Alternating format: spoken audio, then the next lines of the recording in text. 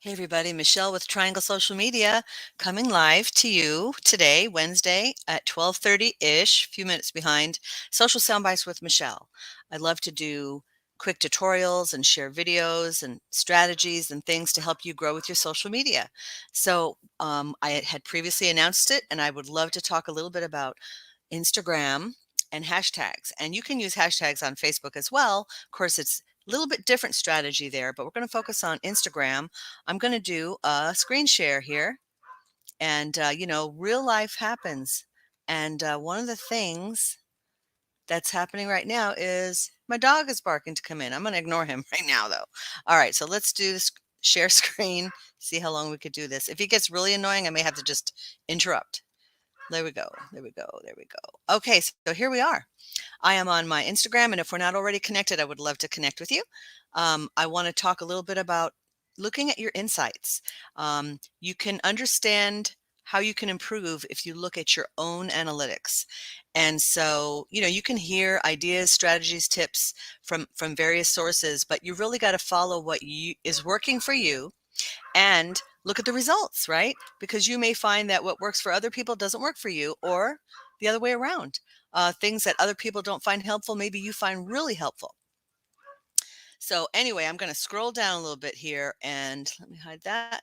Let's just pick let's pick a random post. Let's go with this recent event. Great networking. If you would like to do some networking, I would love to share a lot of events that I either host, co-host, or I just love participating in because I love in-person networking and growing my community. And so maybe you could be part of that. That would be great.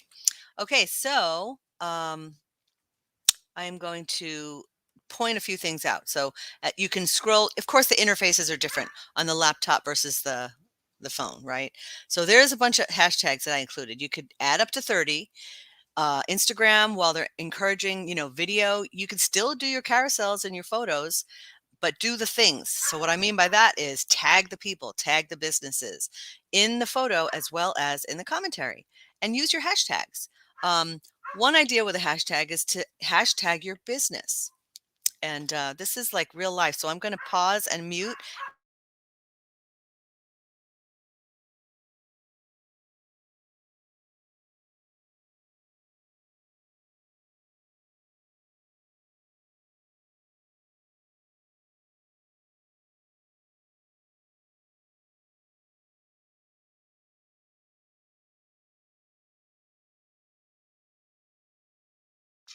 So you just had a little taste of real life in Michelle's world. So thank you for your patience. Let's come back over here to the Instagram. So if you hashtag your business, it highlights your business hashtag. And then if people follow it, they'll see, and it's another way to reach people, right? So why not? Why not do all the things, the strategies that will help get you more connections, possible clients and customers, but business connections, collaborations, right? It's a big part of what I advocate, work towards in my own practice, and encourage you to do the same. One of the results is meeting a bunch of great people like this at this particular event. So this was talking about this end of year bash that Joe Navarre and I just recently did. And one thing to point out, which is probably to me the most important thing, is that your hashtags should relate directly to the content. Okay. If it doesn't, it's spammy, it's not related. The bots floating around in Instagram world, you could possibly get downgraded if you're not targeting and tagging people that are actually involved in this thing, right? Some people try to tag influencers, but if they're not directly related, you don't want to be in that habit. Plus, if you are directly related, you want to be tagged because you're going to get a lot more engagement that way. People who attended an event, for example, and you tag them, right? They are going to more than likely engage on that post because it involves them, right? It helps them. It really helps everybody when we do engagement. So I digress. The hashtags here a lot of them are geographical. They are directly related to the word networking, various forms of the word. And so some of your hashtags can be high ranking or they have a lot of followers, but it is harder to rank in the top 9 grid. And I'll show you what that means in a minute if you don't already know. So strategically, you want to go for more attainable hashtags. And so I tend to look for the lower ones because it's a lot higher chance of ranking in that grid and being seen in the newsfeed. So some of my hashtags are going to have to do with being a business owner, and really it depends on whatever the content is. I do have a lot of hashtags that I have pre-researched and saved in a Google Doc that I can easily copy and paste into posts. But what I find that I will use that as like a get started, and then I will just use my phone and speak right into my phone as I'm designing the post, right? I will hashtag networking, hashtag fun, hashtag Raleigh, whatever the words are. And as I say that, and then it pops up and shows me how many people are following and or using that hashtag in a post. So I can quickly decide if I want to use it or not. So there we go. And of course, since I'm here, I'll just mention definitely reply to any comments you get on a post. Come back a little bit later and then give it a heart. Spread out your engagement so that it can count as additional touches in the algorithm, and that will help increase your visibility. And I've seen that firsthand. It definitely works. It's hard sometimes to not reply right away, but if you do too many replies at once, it just counts as one episode. And you want that to, carry out as far as you can so that more people will see it.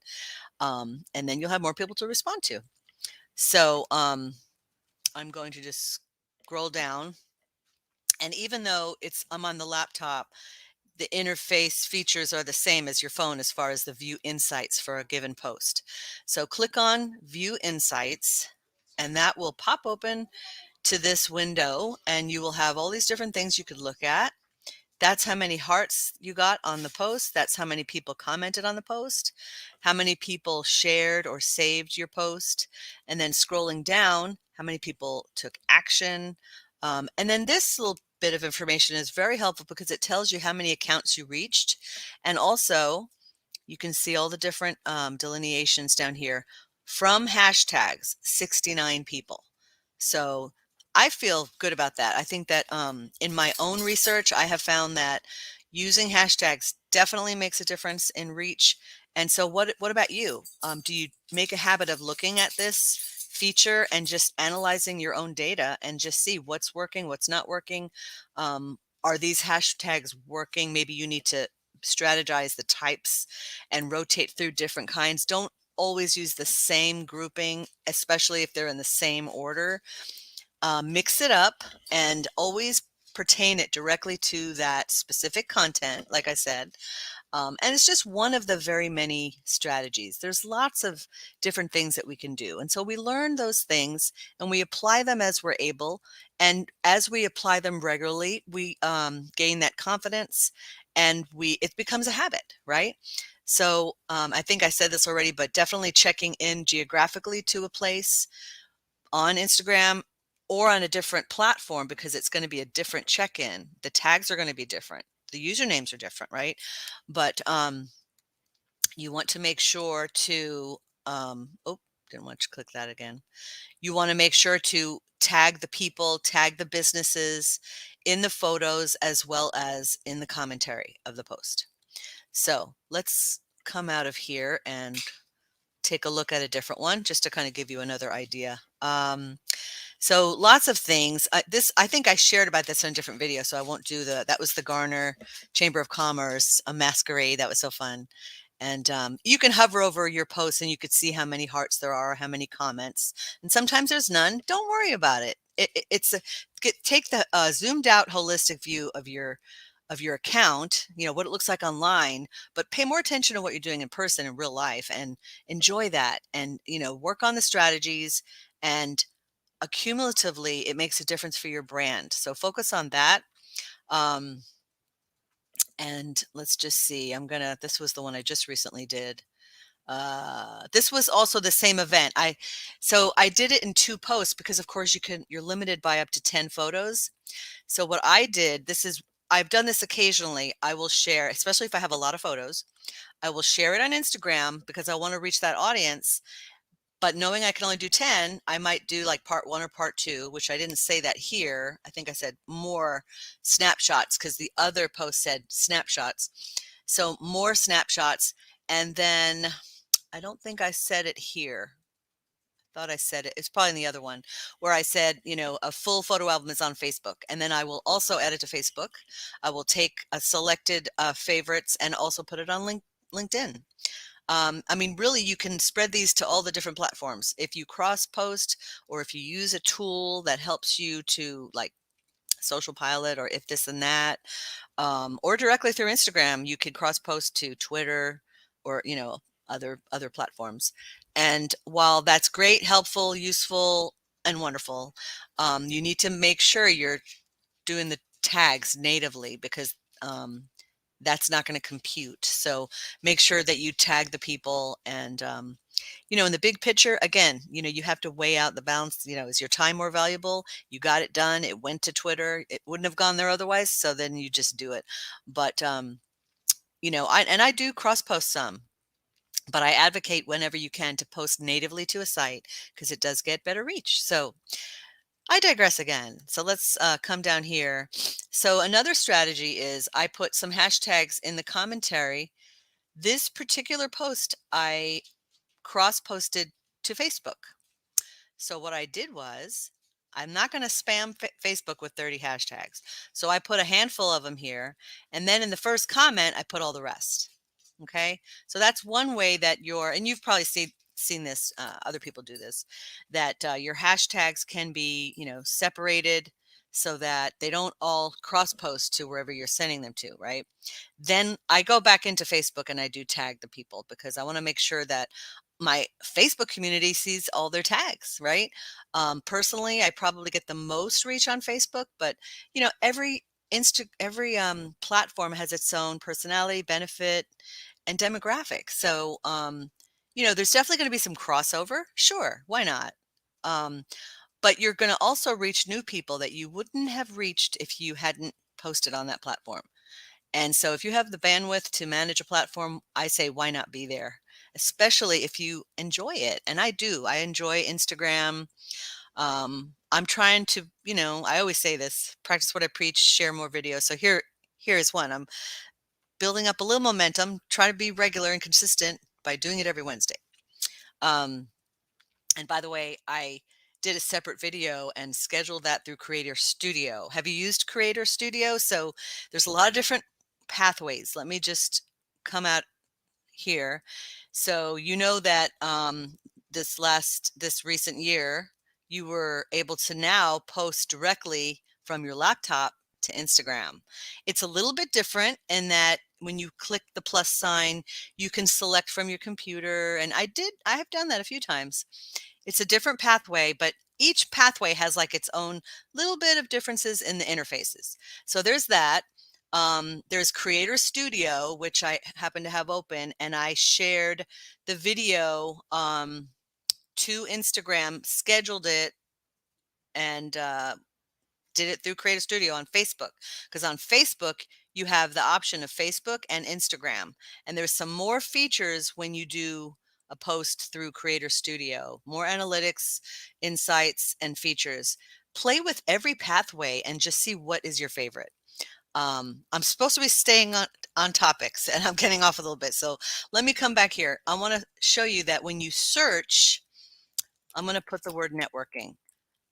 You can do a keyword search in Instagram, just like you can in Facebook. And so, of course, I'm going to see some events, some people, some groups and accounts with the word in it, right? But I want to add the hashtag because I'm searching for hashtags. So now I can see a chronological list with the highest at the top and then just descending. And so that I can get an idea of what hashtags I want to use and where the number is so I know what my target is, to rank. And, you could use them all. You could pick just a few, whatever your preference is, but you use them, analyze them, and watch your own analytics to see what reach you get using specific hashtags. So the number one, let's just click on that. And that's going to it's going to open up to a page. Hashtags are basically clickable, linkable galleries, right? Everyone who's using that, here we go. It's a news feed of just that hashtag. And so there's the number one right up the top. I can follow that hashtag if I choose to, and then I'll see those posts in my news feed. By the way, I did hear a rumor that Instagram is reverting to chronological news feed. That is going to be very interesting. More to come on that later.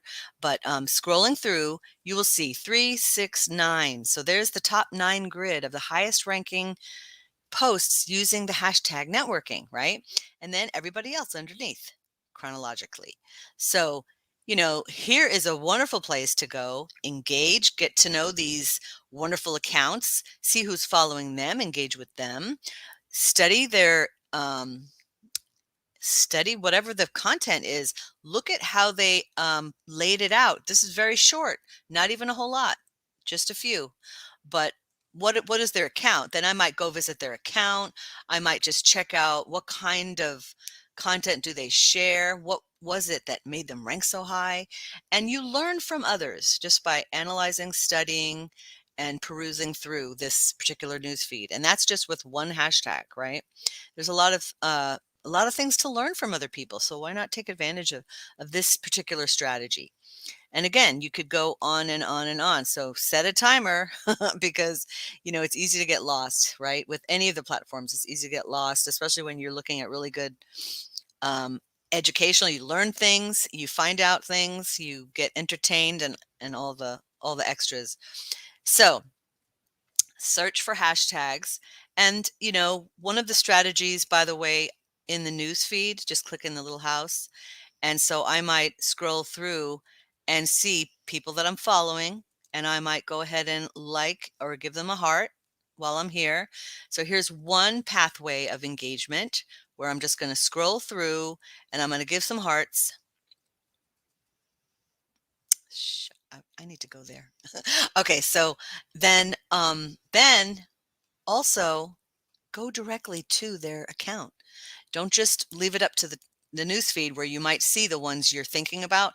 Just type their name in and go to them. Like my friends at Resource Room, North Carolina. They're in Holly Springs. They offer awesome STEM, STEAM, SAT, ACT, tutoring, reading help for all kids of all ages from all educational industries, whether they're homeschooled, private school, charter school, magnet school, and all the things. So I recommend them, and I invite you to check out their page.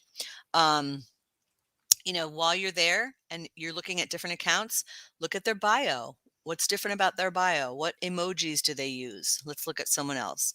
So scrolling through, how about my friends at Fresh Coat Painters of Cary? You could scroll through and you could look at some of their videos. You could look at like their reels, their videos. You could see where they're tagged, all the things. And you can engage purposefully and just build that collaborative relationship because it makes a difference. It really does. Of course, you got your messages up here. All right, let's come back. So we talked about hashtags, ranking in the top grid 9, looking at your analytics, engaging because that's key, and just be consistent. If you fall off the hashtag wagon or you fall off the posting wagon, just get back on again. Don't worry about it.